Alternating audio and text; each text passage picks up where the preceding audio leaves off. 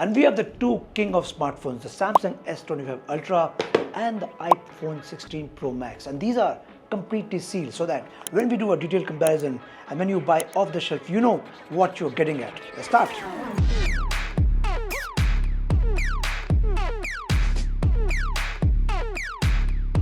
This might look like a typical podcast setup. We also have the coffee. Yeah. So this is the battle of the two titans. One, the iPhone 16 Pro Max and the Samsung Galaxy S25 Ultra. We have been living with these phones for a week now and we are going to decide which one is the ultimate titan. They both are respective kings in their own ecosystem. But let's start from where it needs to be started. Design. I want to speak about the Galaxy S25 Ultra's changed footprint. They are rounded this time, but still they're not as rounded as the iPhone. Yeah. This is more easy to hold. It doesn't have sharp edges. It's more comfortable. This also looks very neat because it looks very distinct from this earlier. And it is a bit heavy for my taste, but when you're choosing an Ultra phone or a Max phone, you have to expect this is lighter than the iPhone. 15 grams lighter. So that way it's good.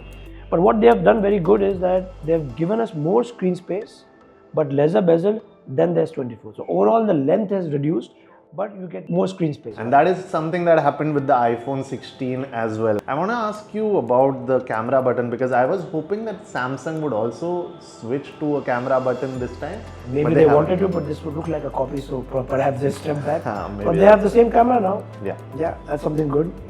What was it like using the camera button? Now what happens is that it takes some time to get used to it. And it's very intuitive. It's not a deal breaker, like you can actually use the camera button from the screen like your normal iPhones. But the more you use it, for example, when you're doing a long video, then to zoom in, zoom out is very seamless. It's not a jerk reaction. That's something very cool. And also when you don't want to go inside and you have one more button to operate from. That's a change, but not something which is very, very useful. But it's always good to have. It's like that, One thing that is new on the Galaxy S25 Ultra is that the power button gives you access to Google's Gemini.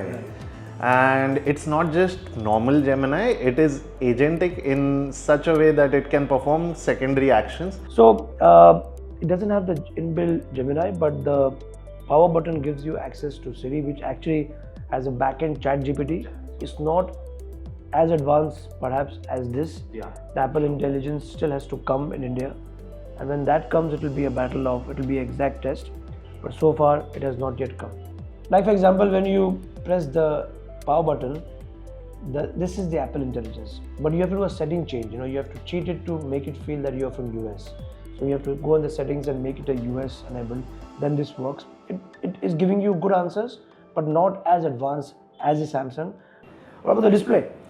The display, I think Samsung is known for their displays to be top notch, and this one is one of the best displays I've ever seen, perhaps the best. It's got great contrast levels, it's got vivid visuals, great dynamic range. So yeah, I've been a fan of this display.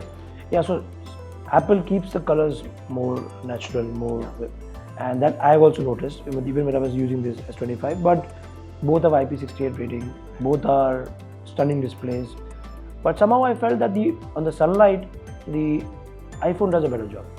It does? What do you feel?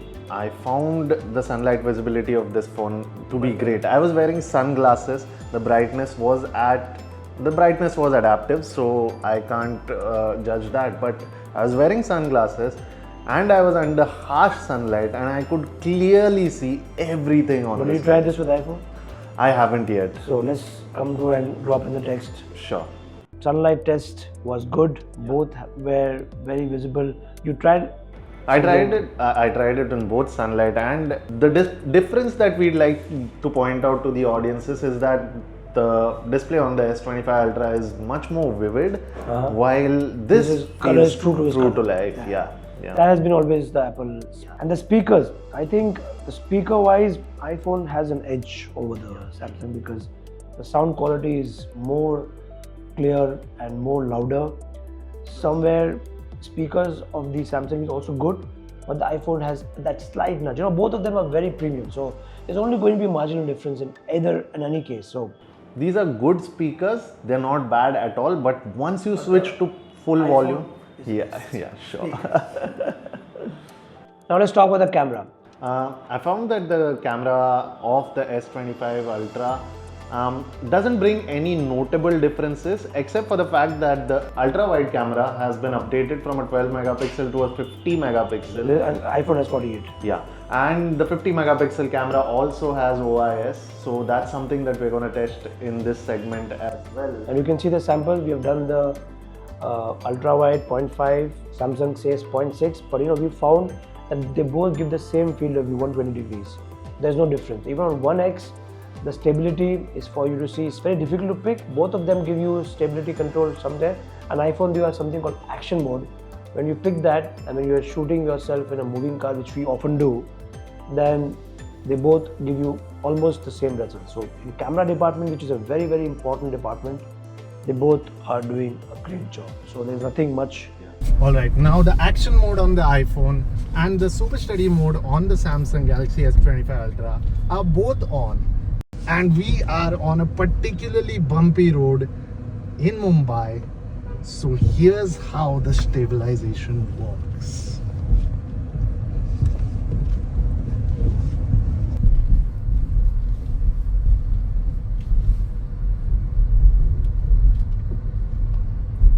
In terms of photography, these are the highest end phones, so you can expect top-notch photo quality from both of them. But to get into the nitty-gritties, I found that the S25 Ultra slightly falters when we are zoomed in during the night. Okay. The main camera is good, but there is a lot of noise when we switch. And what about the 100x zoom? The 100x zoom is, what it was last year. It doesn't It bring shows the mood, anything right? new to the table. Yeah. Now, when you zoom in, I think the Samsung also gives you some, in the day, Samsung pictures come out more clearer when you actually go very. The thing is, these look more vivid, these look more true to life and towards the warmer side. So it is a question of What who you likes like. what. Yeah. True that. Now, when it comes to camera, there are a few things. For example, the Samsung has the 8K 30 FPS. In real life, so nobody uses 8K because if you have to actually use this Samsung phone for shooting 8K, then you don't need 1 TB, you need 5 TB of storage because it takes so much of space. The phone will heat up. The phone doesn't heat up right now, but we've done some testing on 8K 30 FPS and 4K 30 FPS iPhone.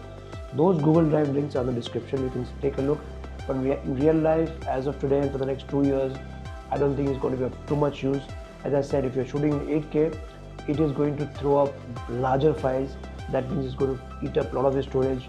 Well, maybe videographers. Maybe videographers can use Want it. to crop later. Crop later, yeah. So that's an edge of Samsung over the iPhone. Now let's move on to the performance.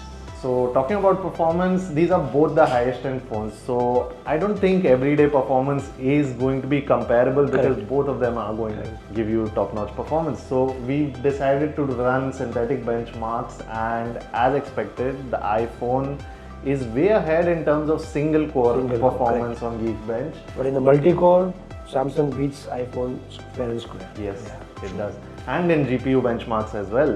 When we are playing gaming, when we are doing multitasking, it does not make any difference. 4K viewing editing, you really can't make a difference. But for the nerdy, for that guy in you who's a geek, who wants to know what is the what, dive deep.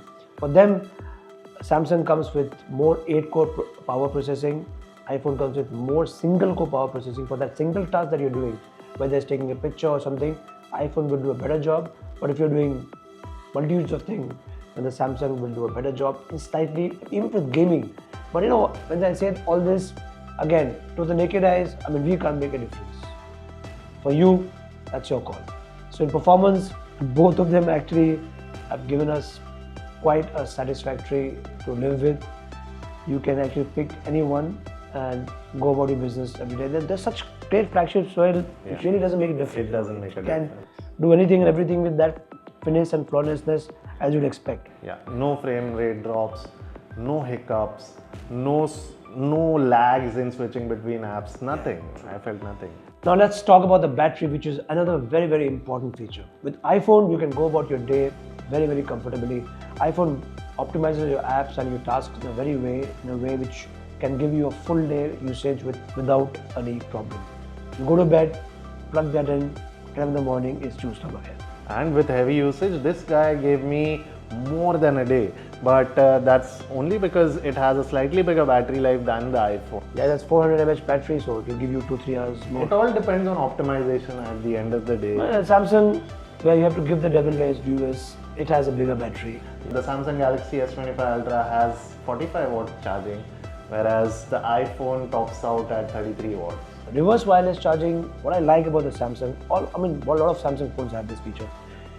It can actually be used as a power bank. I can use my iPhone to be charged from the Samsung. You will just activate one button of power sharing. Apple doesn't allow that. That's something which I don't like, because when you have these other gadgets, it would have been great to use it with the Apple. Like my Apple iWatch, if I'm going to charge it, I can't do that on the device. So all that thing sometimes become very useful, because when you're traveling and you don't have anything, you can just use this phone as a power bank to get about your business. It's also a flaunt factor for you to tell people, okay, let me charge your phone. Yeah. And 4K viewing test? Yeah, that's where again Samsung wins, because in our 0 to 30 minutes 4K viewing test, where we actually put the screen on top quality and both the devices, Samsung lost only 5 minutes. Only 5%. 5%, sorry. Yeah. And the iPhone lost 7%. So battery department, Samsung wins half all the way. If you're looking for battery and you don't want the Apple ecosystem, this is the guy to go for. But apart from that, but then when I say this, I also say this, these are the quirks which you'll need once in a while. The reverse wireless charging, that extra 2 hours, because day-to-day life, you will go about your business with the iPhone 16 Pro Max very, very easily. But if you want that extra factor, then you have the S25 has an edge. It's time for a verdict then. Yeah, sure. If you are tied up with the Apple ecosystem, then there is no way you are switching over to the Android ecosystem, no matter how good the phone it is. But Samsung too has its own ecosystem now, which is very populated, very spread out. So if you want to get into that ecosystem, you can do that without worrying about finding secondary gadgets to suit your style, because there are the Galaxy Buds, you've got the which are good quality, Galaxy 360, you have Samsung Ultra tab, you have the Samsung Watch Ultra that you're wearing. Yeah. So all of this really, they both have developed an ecosystem. Actually, if they both get married or collaborate in some way, I would like to use the Samsung Watch Ultra with my iPhone, which I can't. So all these things are trickle down, but the best combination is to use both the phones, I guess. And I've been using that. You can actually use the Samsung, but you need to have one ecosystem which is prevalent, whether it's Apple, whether it's Android. If you're someone who's trying to get into something new, then Android, Samsung will also look very good. It's also a flagship smartphone, expensive, everything is top notch. And if you still want to stick with Apple, then you're in good hands, right? Yeah, sure. So if you like this video, tell us how you like it. We are going to come up next with the S25 and the iPhone 16 comparison. That video is coming soon. Stay tuned. See you in the next one. See you.